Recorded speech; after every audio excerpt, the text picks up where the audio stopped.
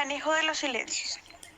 ¿Cómo manejar los silencios? Debemos saber que son usuales y que pueden brindar valiosa información no verbal. Son una herramienta útil para tranquilizar o obtener información del paciente. La ocurrencia del silencio genera ansiedad. Normalmente el paciente puede experimentar que no se le presta atención, que se le está desaprobando o que hay una incompetencia por parte del entrevistador. También se puede sentir molesto por no saber qué decir. Sin embargo, los silencios también pueden ser positivos y pueden ayudar a tranquilizar al paciente. Cuando encontramos un paciente que interrumpe en llanto, el silencio tiene un gran valor. Este comunica comprensión, aceptación y aceptación de los sentimientos.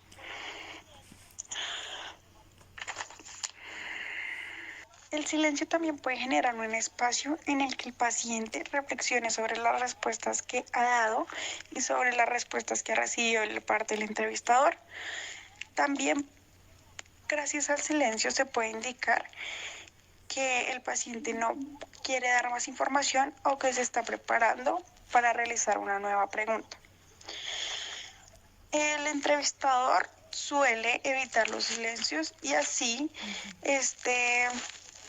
no obtiene el tipo de información no verbal, ya que esta es muy importante porque tiene un significado especial, tal como demostrar ansiedad, agresividad, desinterés, distracción, delirios, bloqueos, entre otros, de parte del paciente. Los silencios no deben durar más de 1 minuto. Comportamiento no verbal. Entonces, en esta, lo que es el entrevistador y el paciente, pues van a entrar ya en lo que es una comunicación, van a tener pues cierto tiempo como de consulta en donde nosotros, o bueno, el entrevistador en su momento va a tener que identificar ciertas características específicas, pues del comportamiento no verbal, que nos puede ayudar a identificar como diversas señales o actitudes que esté teniendo el paciente por medio de estas. Entonces tenemos que identificar lo que es el lenguaje pues no verbal, que como ya sabemos se identifica de 3 componentes: la paralingüística, la kinesia y la proxemia.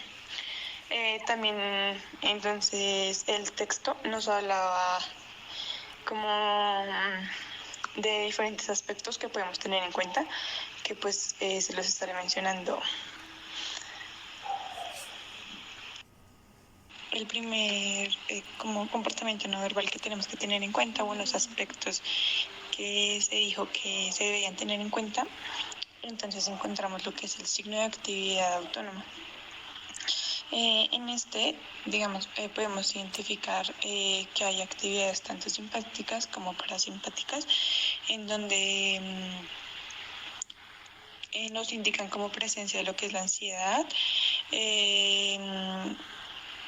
o diversas actividades que, digamos, nos representan las actitudes o emociones que está pues presentando el paciente en ese momento.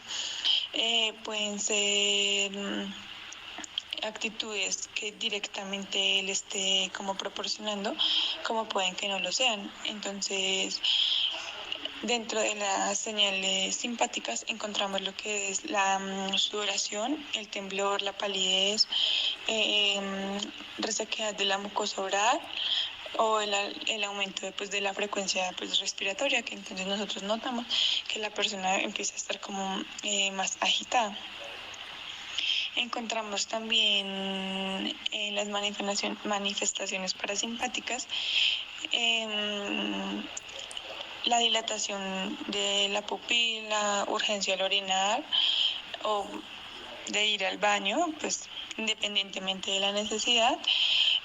Entonces, el segundo aspecto que tenemos que tener en cuenta son las actividades estereotipadas.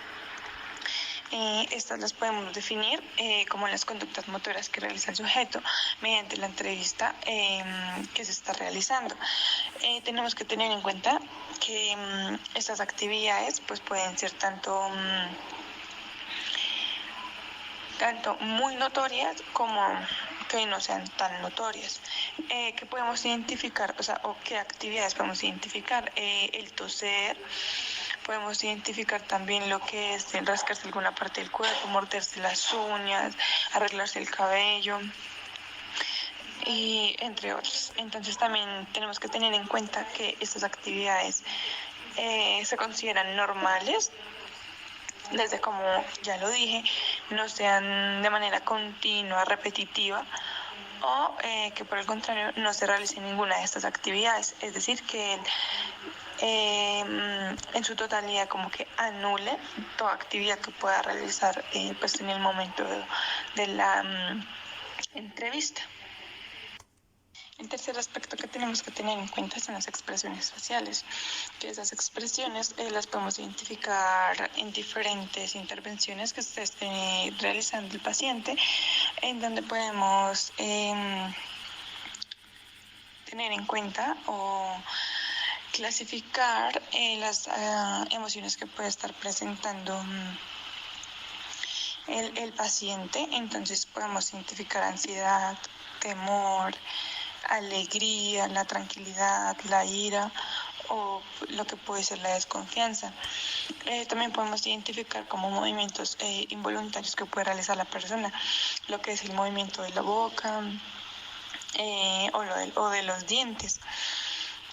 Hay diferentes pacientes que pueden presentar, como ya se dijo, diferentes emociones. En una de ellas que se resaltó en el texto fue lo que es la melancolía, que en este paciente lo que se evidenciaba era la contractura permanente de los músculos, tanto de la frente y el entrecejo.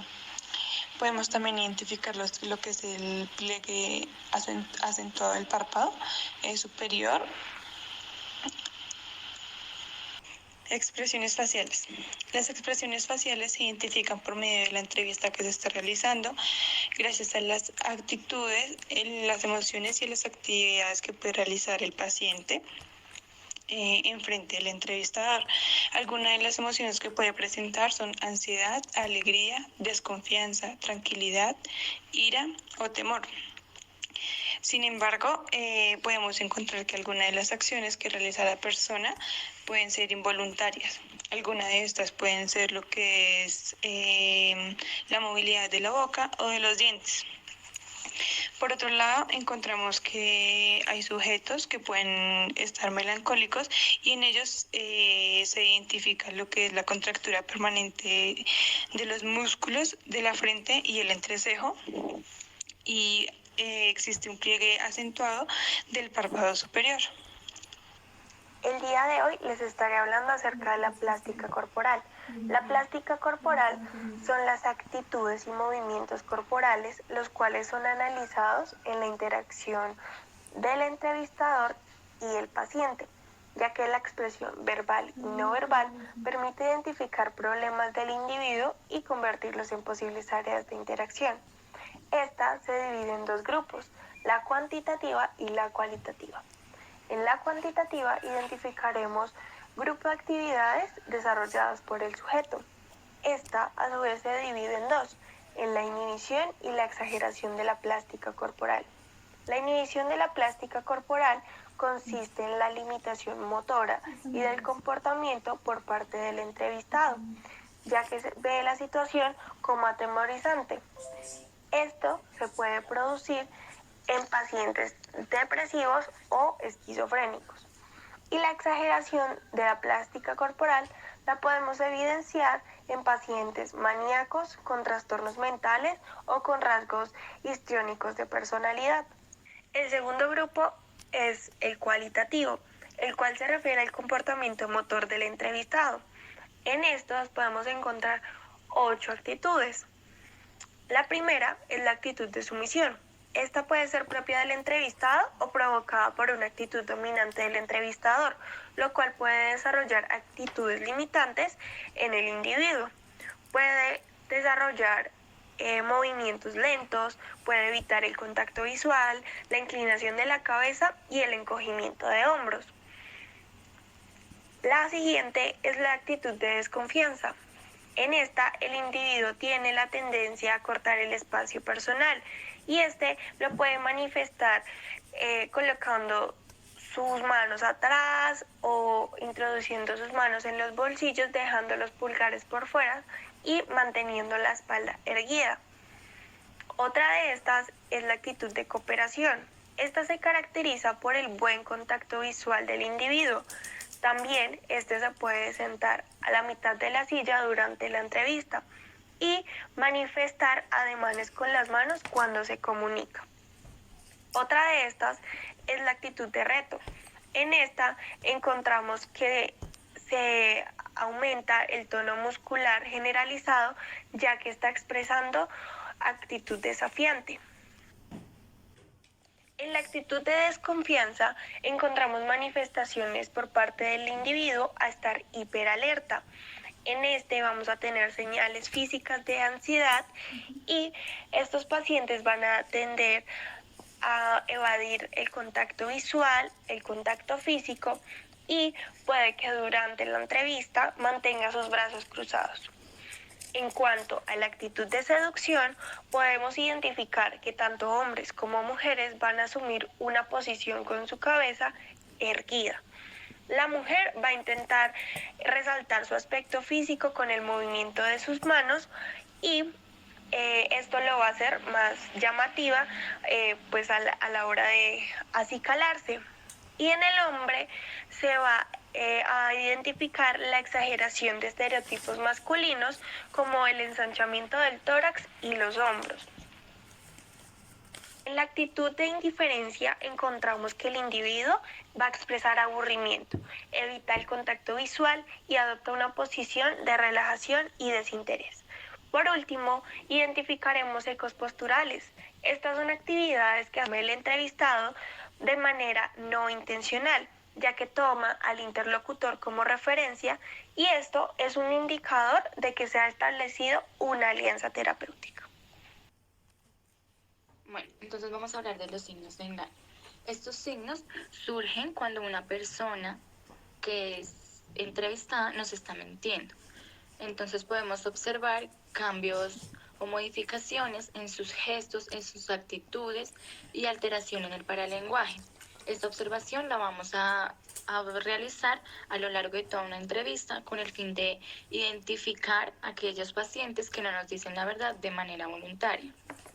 Entonces, primero hay que tener en cuenta que estos signos de engaños se derivan de la ansiedad del sujeto al momento que nos está mintiendo.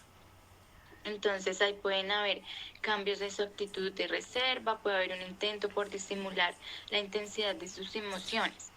Y uno de estos signos son el incremento del parpadeo, el lagrimeo, el cambio en su tono de piel, pueden ponerse muy pálidos o pueden ponerse muy rojos, pueden presentar tics faciales, resequedad oral, que es cuando los pacientes se pasan su lengua muchas veces por sus labios. Actividad excesiva de la laringe por la deglución, entonces se va a notar cuando ellos pasan saliva muchas veces. Los pulsos carotídeos van a ser visibles y acelerados, van a tener dificultad o alteración respiratoria, van a presentar sudoración, su voz va a ser muy temblorosa y puede que presenten errores al momento de decir palabras. Y luego de esto va a haber una actitud de reserva. Entonces el paciente ya no va a poder mirar de frente al entrevistador, va a tener tendencia a evitar temas o a hacer superficial el tema del que se está hablando. Tratará de hacer énfasis en la veracidad que él está diciendo. Entonces puede que diga una respuesta, así sea falsa, pero él se cerciore de que es esa y nos diga que es esa, entonces nos va a sentir esa necesidad de hacer el énfasis en la veracidad de lo que ha dicho. Va a decir respuestas poco naturales, va a tener una expresión breve y muy concisa con palabras justas y cortas de lo que se le está preguntando. Puede tener tendencia a que repita las preguntas que le hagamos antes de contestarlas o que cuando las vaya a contestar haga pausas muy prolongadas. Luego de este cambio de actitud, el paciente va a tratar de controlar sus emociones. Entonces acá es cuando observamos que el paciente está distante, que el paciente tiene poca gesticulación, su expresión corporal es muy rígida, van a tener un esfuerzo para hablar, ya que digamos, mientras ellos tratan de controlar su gesticulación, están pensando en las emociones, están pensando en sus actitudes, entonces va a haber una discordancia entre su expresión facial entre y entre su lenguaje verbal o el componente de comunicación verbal.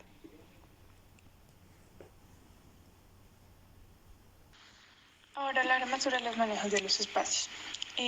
Con este tema nosotros podemos identificar la distancia que tenemos que tener física entre el entrevistador y el paciente, con el fin de prevenir diferentes incomodidades como lo son los canales de comunicación, los gestos, los olores o tal vez la intensidad de la voz que se puede presentar en ese momento.